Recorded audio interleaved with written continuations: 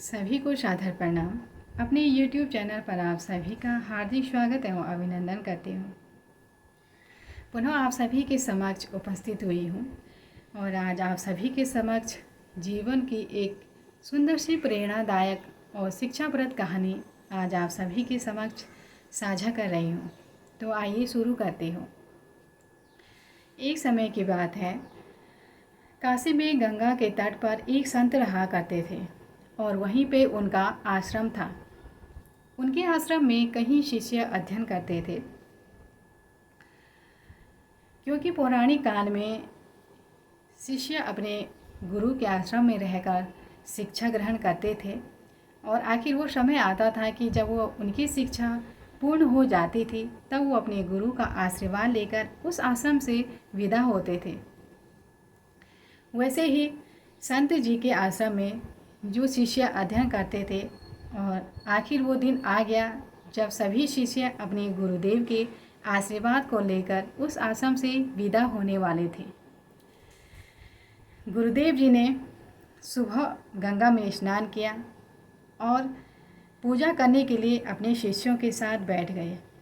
सभी शिष्य अपने गुरुदेव जी के साथ पूजा करने के लिए बैठे और सभी ध्यानमग्न हो गए। तभी अचानक एक बच्चे डूबते हुए बच्चे की आवाज़ सुनाई पड़ती है कि बचाओ बचाओ।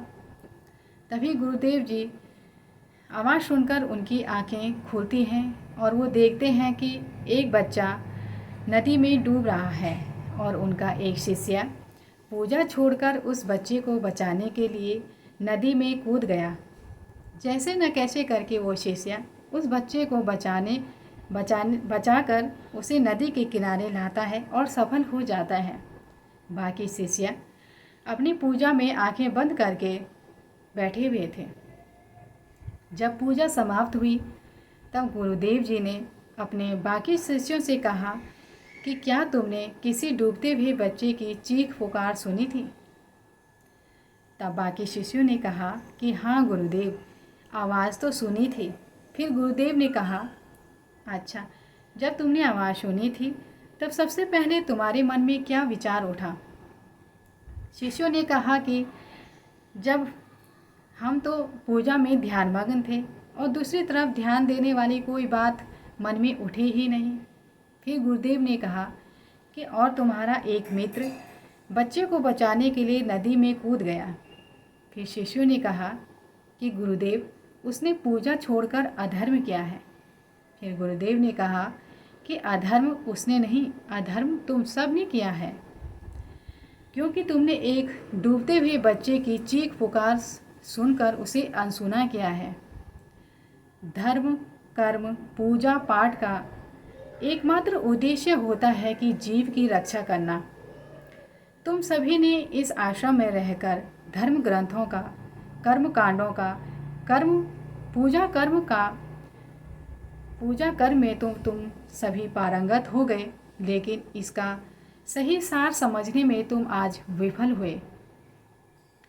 फिर गुरुदेव जी ने उस शिष्य को अपना आशीर्वाद देकर उस आश्रम से विदा किया और बाकी शिष्यों को कहा कि तुम यहीं रुको, और क्योंकि तुम्हारी शिक्षा अभी अपूर्ण है, तुम यहीं रहकर अभी शिक्षा ग्रहण करोगे।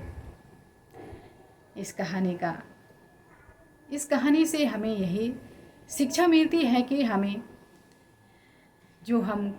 पूजा कर्म करते हैं, पूजा पाठ करते हैं और धर्म ग्रंथों का जो हम अध्ययन करते हैं, अगर हम उसका सही उद्देश्य और सही सार न समझ सके तो वो सभी व्यर्थ हो जाते हैं।